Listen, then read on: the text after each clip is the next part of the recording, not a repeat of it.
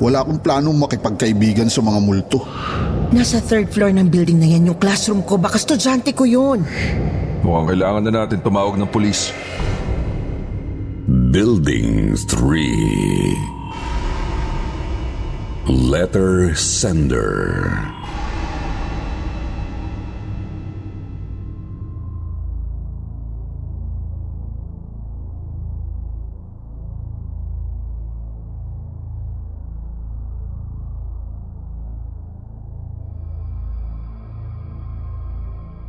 Magandang araw po sa lahat ng mga tagapakinig dito sa Kwentong Takipsilim.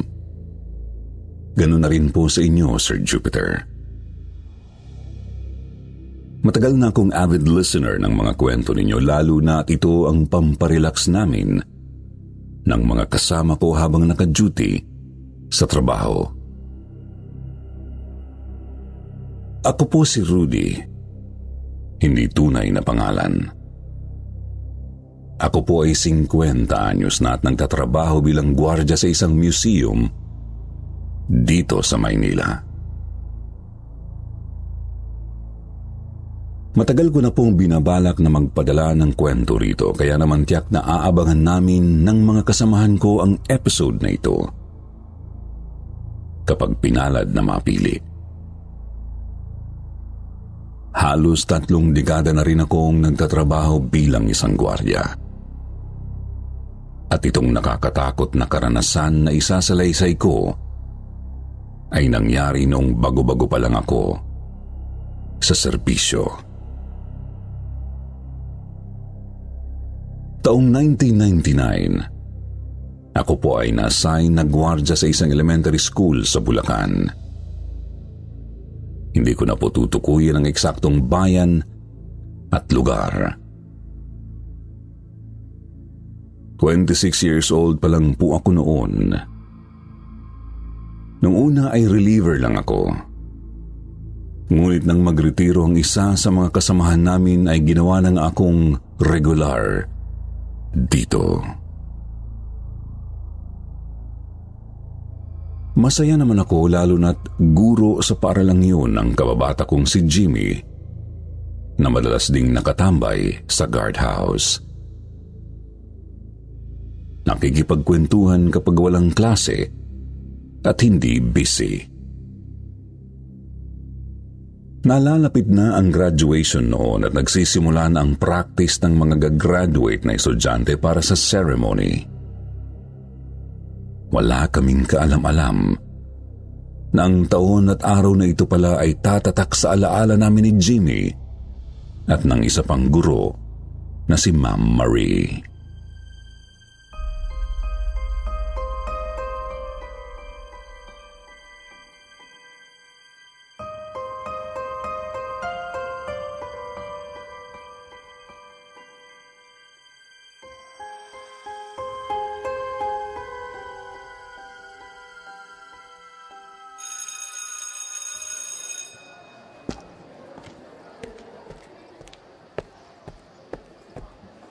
Good morning, Ma'am Marie.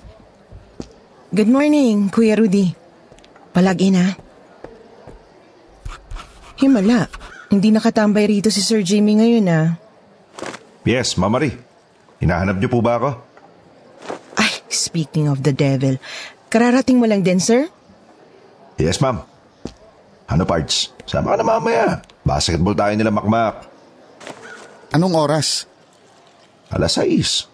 Hindi ka ba nasabihan? Nakaschedule na yung court. 7:00 pa ang out ko eh. Kuya Rudy, may extra ballpen ka ba dyan? Natuyuan yata tong tinta ng ballpen ko eh. Meron, ma'am. Boy Scout yata ako. Laging nauubusan ng tinta to si Ma'am Mario. Dapat siguro regaluhan ko to ng 1 kahon na ballpen. Reregaluhan mo ako, hindi ko naman birthday. Kuya, salamat. Naku, ma'am.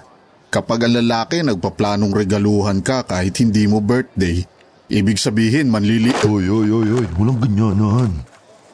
Ay, nako, ewan ko sa inyong dalawa. Bahala na kayo dyan. Oy, Sir Jimmy, 15 minutes na lang, start na ng practice. Pababain mo ng mga estudyante mo sa grounds, ha? Yes, ma'am. Gago ka talaga. Ano?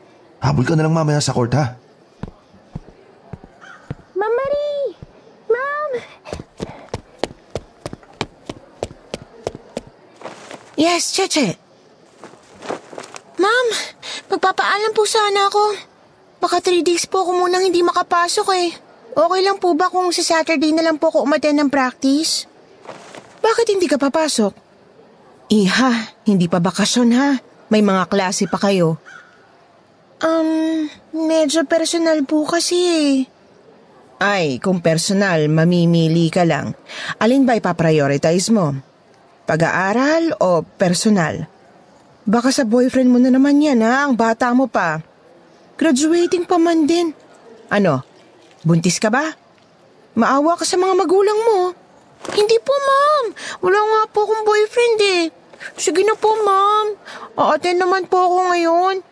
The next 3 days lang po hindi. Gusto mo kahit wag na? Ma'am, please po. Anak, hanggat walang valid reason, hindi ko papayagan yan.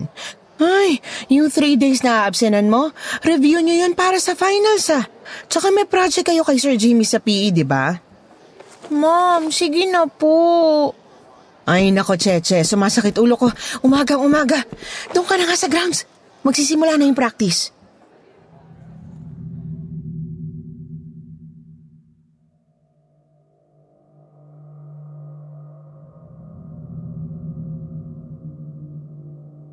Noong umaga nga rin na yun, Sir Jupiter, umusad ang practice para sa graduation. Si Ma'am Marie kasama ang 4 pang guro ang naatasang mag-organisa ng lahat para paghandaan ang programa. Habang inaawit ng mga estudyante ang graduation song, biglang umalingaw-ngaw sa buong school grounds ang nakapangingilabot na sigawan. Nataranta ang mga estudyante habang pinakakalma sila ng mga guro. Ang dahilan ng malakas na sigawan, may isang estudyanteng babae raw na tumalon sa 3rd floor ng Building 3, isa sa mga bagong gusali ng eskwelahan.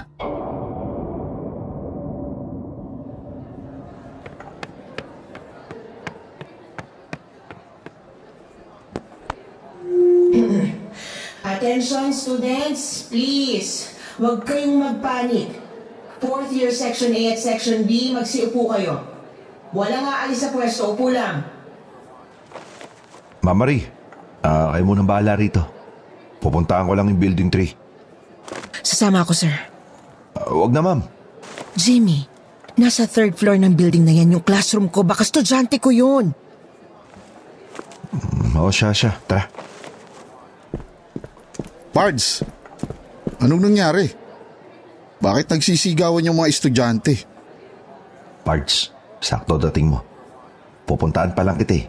May tumalon daw sa Building 3. Suicide? Bilisan nyo!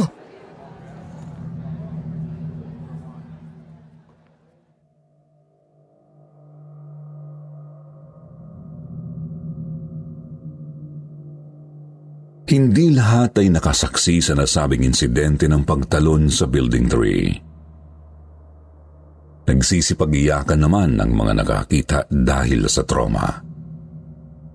Sa grupo ng mga gurong naroroon, wala ring nakasaksi. Kahit ako, hindi ko nakita. Nagulat na lang daw sila nang sabay-sabay na magsigawan ng mga ito habang nasa gitna ng practice. Ganun pa man, dahil usaping seguridad ang naganap, mabilis kaming kumilos para puntahan ang Building 3. Laking pagtataka namin dahil wala namang kahit na ano roon.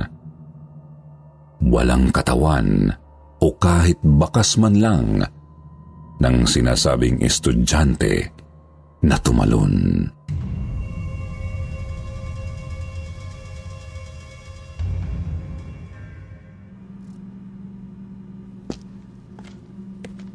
Dito raw ba yun?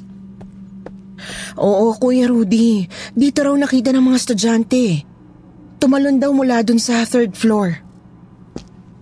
Saan kaya yun? Dapat nandito lang yun. Sigurado ba silang may nakita sila? Di ko alam. Siguro, di namin nakita. Hindi kaya namalikmata lang sila? Baka may nalaglag lang ng kung ano mula sa third floor. Baka masisterya lang. Ay, imposible, sir. Nakita mo ba yung reaksyon ng mga bata? Takot na takot. May nakita sila na something traumatic. Kinilabutan ako bigla. Sir Jimmy, saan ka pupunta? Akit ako sa third floor. Mas madali maganap kapag nasa mataas. Sasama na kami. Tara, Kuya Rudy.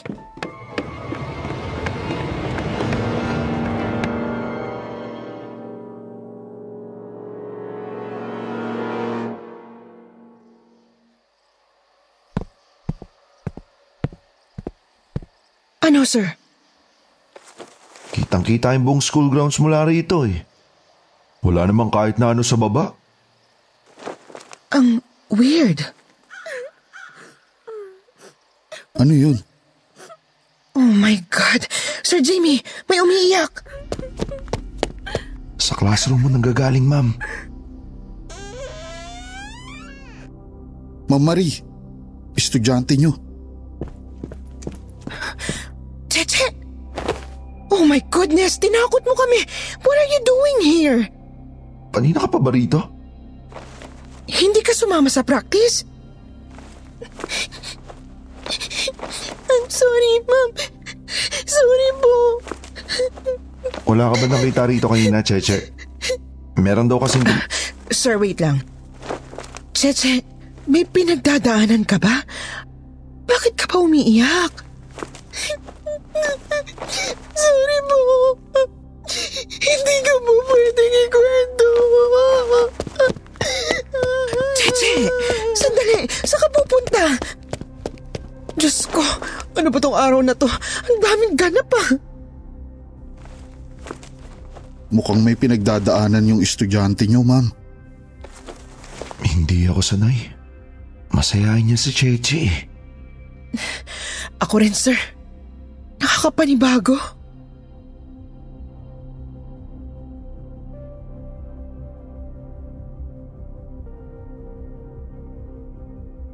Dahil sa insidente, 2 araw naging suspendido ang practice para sa graduation. Hindi rin muna pinagamit ang third floor ng gusali.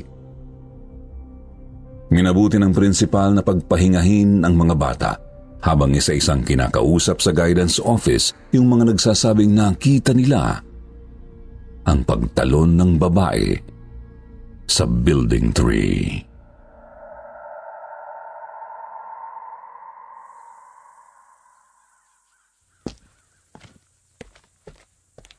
Oh, Ma'am Marie, saan kayo pupunta? Magpapasama ako rito kay Kuya Rudy eh. Magpapatulong ako na lagyan muna ng harang yung hagdan papunta sa third floor. Pinasasarado muna ni Ma'am Pagdanganan. Iwasan daw muna yung third floor. Alam mo naman yun, naniniwala sa sanib. Mabuti na rin siguro yon. Nagkakatakutan din kasi yung mga bata. Sama na rin ako sa inyo. So, saan ka raw muna magro-room? Doon muna daw sa science room. I see. Kumusta pala si Cheche? Nakausap mo na ba? Ito nga yung problema ko, sir. Hindi siya pumasok. Siyang pinaka-concern ng guidance office. Tapos nagpunta rito yung tsahin kanina. Hindi raw umuwi kahapon yung bata. Hanggang ngayon, wala pa. Nabanggit mo ba sa tiyahin niya yung nangyari kahapon? Yes, sir. Tinanong ko kung may problema ba sa bahay. Malaki raw. Nakonsensya tuloy ako dahil medyo nasungitan ko nung nagpapaalam sa akin eh. Natanong mo ba kung anong problema? Oo, sa totoo lang maselang usapin. Sa atin lang to ha. Yung nanay kasi ni Cheche, nahuli ng tatay niya na may ibang lalaki. Patagal na raw yun. Nagpupunta sa bahay kapag nadidestino na sa malayo yung tatay niyang construction worker. Wala raw nakikialam dahil kilalang siga sa lugar yung Kalaguyo. Nagkabukingan daw nung umuwi ng walang pasabi yung tatay ni Cheche. Nagpang-abot, napatay ng tatay niya yung lalaki. Nakakulong ngayon yung tatay ni Cheche habang yung nanay niya ay naglayas. Gawa siguro ng kahihiyan. Diyos ko. Kaya rin siguro hindi makapagkwento yung bata. Awa naman. Grabe. May ganun palang babae. Akala ko lalaki lang ang hindi nakukontento. Ang inaalala ko na lang ngayon si Cheche. Sana mahanap na siya. Nakukonsensya ako kasi hindi ko pinakinggan yung pakiusap niya eh. Hindi ko man lang naisip na may mabigat palang pinagdaraanan yung bata. Huwag mo nasisihin yung sarili mo. Nagkataong pressure ka rin sa dami ng gawain, di ba? Bakit kaya ganun? Kapag malapit na ang graduation, laging may nangyayaring mabigat. Kung hindi sa estudyante, sa paaralan.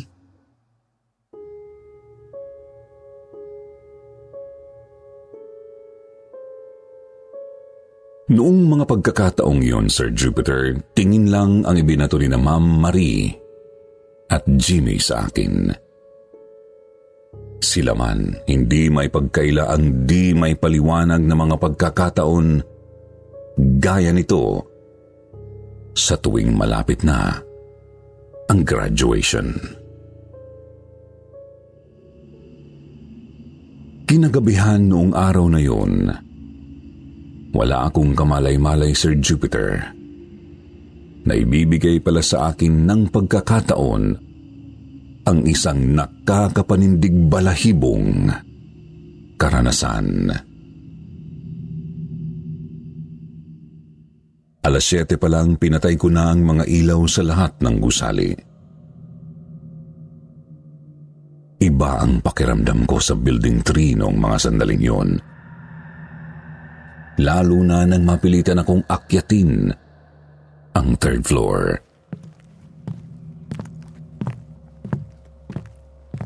Dahil natatanaw ko mula sa ibaba na bukas ang ilaw sa hallway nito. Nang pindutin ko ang switch ng huling ilaw, nakarinig ako ng mga kaluskos sa kisame. Parang may naglalakad. At alam kong hindi yun dagalang o pusa dahil malaki at may kabigatan ang bawat hagbang. Kumaripas ako ng takbo. Naikwento ko pa sa kasamahan kong gwardya na pauwi na noon. Kahit siya, kinilabutan din.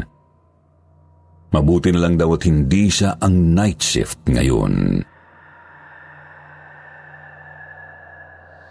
Kung iniisip niyong doon na natapos ang nakakapangilabot na karanasan noong gabing yun, hindi pa po. Bandang 11:00, kitang-kita ng dalawa kong mata mula sa guardhouse na bumukas ang mga ilaw sa 3rd floor ng Building 3. At nakita kong naglalakad sa hallway ang nawawalang estudyante ni Ma'am Marie, si Cheche.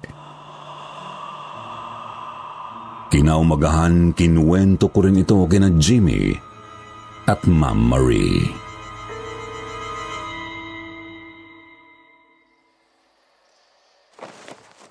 Seryoso ba yan, Pards? Oo, hindi pa naman malabo ang mata ko.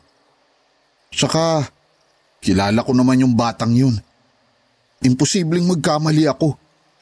At kung mali man, sige nga, paano nyo ipaliliwanag kung bakit may estudyante sa building na yan ng ganung oras? Hindi nyo ba sinubukang lapitan o tawagin man lang yung nakita nyo, kuya? Ma'am Marie naman, mag-isa lang ako ditong naka-duty. Pero kahit gaano ka-boring, wala akong planong makipagkaibigan sa mga multo. Kung multo nga ni Cheche yung nakita mo, ibig sabihin patay na yung bata? Wag naman sana. Ma'am, hindi naman sa pag-aano. Pero paano kung yung inabutan nating umiiyak nun sa room, multo na lang pala ni Cheche? Paano kung siya pala yung tumalon sa 3rd floor? Tangik ka. Kung si Cheche nga yung tumalon nung araw na yun, dapat may bangkay. Wala nga tayong dinatnan eh. Di hindi na siya. Pero paano nga? paano kung nagbumulto na nga talaga si Cheche sa building na yan? Ay, ayokong isipin na wala na si Cheche pero may kilala ako na pwedeng makatulong sa atin para malaman kung multo niya nga ba yung nakita mo, Kuya Rudy.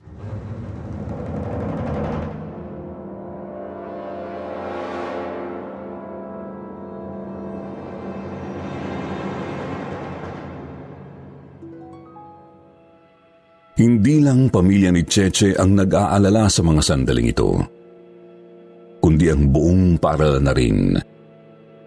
Lalo na si Ma'am Marie. Dahil nasungitan nga niya ang estudyante bago ang insidente sa practice. Kaya para mabigyang linaw ang mga haka-haka namin, Sir Jupiter, nakiusap na sa akin ang dalawang guro. Nagbilin si Ma'am Marie na babalik daw sila ni Jamie ng eskwelahan sa gabi ring yun para magsama ng isang paranormal expert. At ako ang kailangan nila para makapasok doon ng 10 oras ng gabi.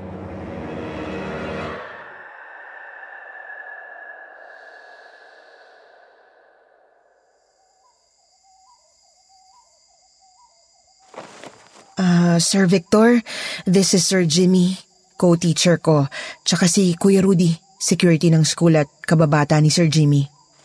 Sir Jimmy, Kuya Rudy, si Victor, siya yung sinasabi kong kaibigan ko na paranormal expert. It's nice to meet you both. Magandang hating gabi sa inyo. Good evening din po, sir. Magandang gabi, sir. O siya, tara na sa loob. At baka may makapansin pa sa inyo dyan.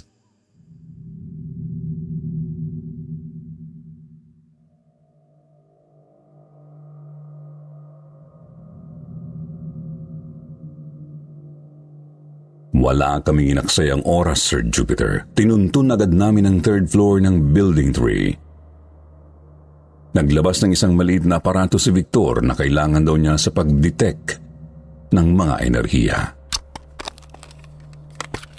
Nang makarating kami sa 2nd palapag, dito na kami nagsimulang kilabutan.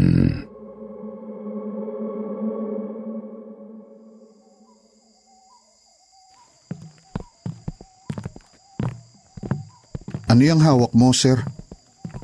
EMF reader ang tawag dito. Ginagamit to sa pag-detect ng electromagnetic field na pwedeng nanggagaling sa paranormal entities. Pang-detect? Wala po ba kayong third eye? Hindi lahat ng nasa field ng paranormal investigation ay natural sensitive. I see. So, paano tayo matutulungan ng device mo exactly? Lahat ng signals na makukuha natin, pwede tayong i-lead sa iba pang mga clue. Makinig kayo. Kung pagbabasayan natin ang kwento niyong lahat at pag-uugnay-ugnayan at ipagpalagay nga na wala na nga si Cheche, may posibilidad na bukod sa multo ng nawawala niyong estudyante, may isa pa. Anong ibig mong sabihin, sir? Ibig sabihin posibleng magkaiba yung nakita ng mga estudyante nung practice at yung nakita ni Rudy nung nakaraang gabi? Ganoon na nga. Dapat dalawa sila. Susubukan natin kung magpaparamdam sa atin pareho. Uy, tumutunog na. Malakas yung nasasagap natin dito sa parte na to. Ayon sa salaysay ng mga estudyante, dito mismo sa spot na to nangyari yung pagtalon. One down. Ay, gagi. Ayan na naman. Ay, ano yun? Parang mga hakbang yun, di ba? Sa banda rin nanggagaling. Relax lang kayo. We need to find out kung ano meron sa kisame. Chief, saan may daan ng packet dyan? Seryoso ka, sir? Aakyatin mo? Kailangan natin masilip. Nandito tayo para maghanap ng sagot. Or else, nagsasayang lang tayo ng oras. Sige na, tara na. Kayong bahala. Banda rito. Sunod kayo sa akin.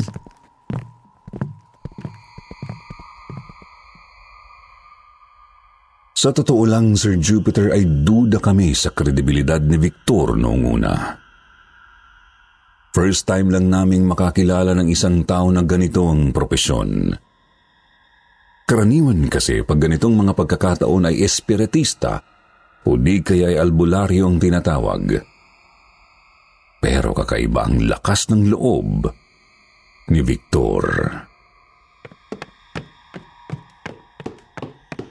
Itinuro ko nga sa kanya ang siwang na malapit sa kisame ng CR na pambabae.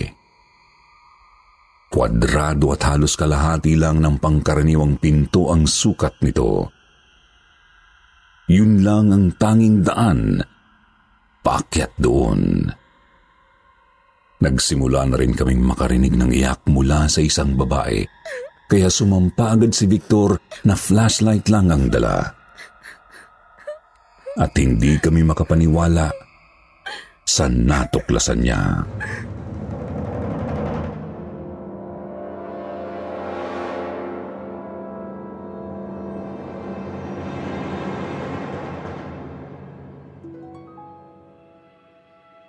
Ma'am Marie, palagay ko kailangan mo ito makita. Ako? Umakit ka rito. Bakit? Anong meron? Sumunod na rin kayo, sir. Kahit silip lang.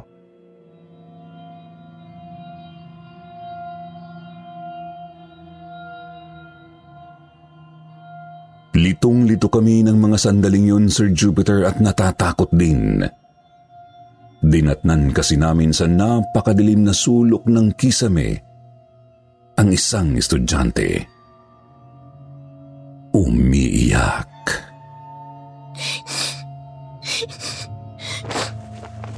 Cheche! Oh my God! Si Cheche nga! Hindi ba yan? Huwag kayong matakot. Hindi multo yan. Kuya Rudy, Sir Jamie, pa-assist naman. Kayo na umalalay sa bata pagbaba. Okay, ma'am. Tara, Parts.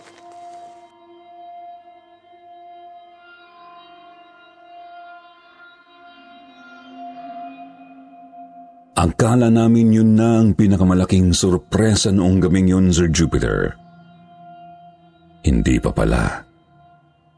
Dahil may isa pang nahanap, si Victor.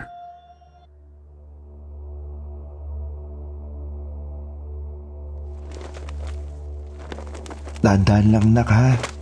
Kaya mo bang bumaba? Opo, sir. O, kapit ka dito sa gilid. Parts, pakilalain baka madulas.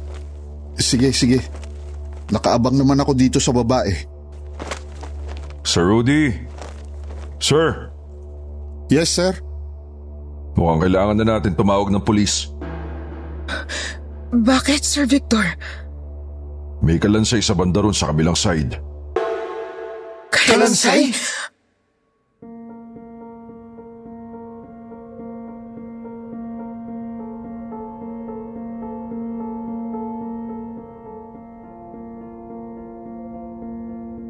Matagal na akong walang balita sa paaralang yon, Sir Jupiter. Ilang buwan lang din kasi ang lumipas mula ng insidenteng yon ay nalipat na ako ng assignment.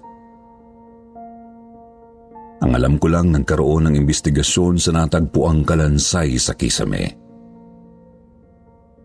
Napag-alaman, nakalansay ito ng isang estudyanteng babae mula sa batch ng mga graduating noong 1996 na napabalita ring nawawala. Wala pang nahuhuling salarin pero pinagpapalagay na sospek sa kaso ang mga trabahador na gumawa ng nasabing school building. Bukod doon, wala na kaming naging balita sa kinahinatnan ng kaso. Bago naman ako malipat, napagkwentuhan pa namin ni Jimmy at Ma'am Marie ang tungkol kay Cheche. Nang usisain daw ito kung bakit umakyat sa kisame ay hindi rin daw makasagot.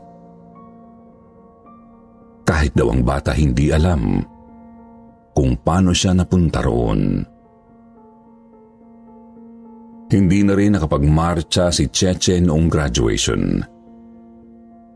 Ilang beses daw kasi itong nakaranas ng sanib. At minabuti ng tiyahin na iuwi na lang sa Maynila para kupkupin. Matagal na akong walang komunikasyon kina Jimmy at Ma'am Marie. Ang tanging alam ko lang ay nagkatuluyan ang dalawa at ngayon ay kapwa na nag-migrate sa Canada kasama ang mga anak. Hanggang ngayon, Sir Jupiter, sa tuwing may maririnig akong kaluskos sa kahit na saang kisame, hindi ko pa rin maiwasang maalala ang karanasang yun. Lalo na dito sa museum na pinapasukan ko ngayon. Pakiramdam ko para bang laging may nakatagong kung ano doon na naghihintay matuklasan ng kung sino.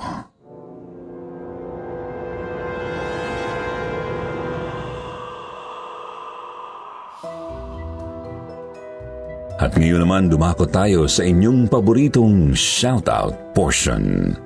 Shoutout kay Kilabot King, Catherine, Cheche Gentiles, Annalyn Tumapang, Elizabeth Dacles, Aiza Lejano, Micah Trisha May, Ansale Aiza, Lovely Lau, at Amy Burt. Basahin naman natin ang ilan sa mga magagandang comment mula kina Lovely Lau at Sarina May Ramos. Sabi ni Lovely, masarap talagang makinig sa mga kwento nyo habang nasa trabaho ako at habang gumagawa ng gawaing bahay. Sa totoo lang, ang 11 years old kong daughter ang nahuli kong nakikinig sa inyo. Nadamay lang ako. Kaya pa-shoutout na rin po sa Lau family ng Tagaytay City. Sabi naman ni Sarina, sarap makinig sa kwentong Takip Silim at Sitio Bangungot. Araw-araw ko itong pinakikinggan, lalo na kapag may ginagawa sa bahay. Pampagana at energizer ko ang mga kwento ninyo. Keep it up po, lagi lang po kaming maghihintay sa update araw-araw. Sa mga hindi po nabanggit, sa susunod na lang po, huwag niyo pong kalimutang mag-reply sa ating shoutout box na nasa comment section para ma-shoutout ang inyong mga pangalan. Muli po mula sa bumubuo ng kwentong Takip Silim, ito po ang inyong lingkod, Jupiter. Nagpapasalamat.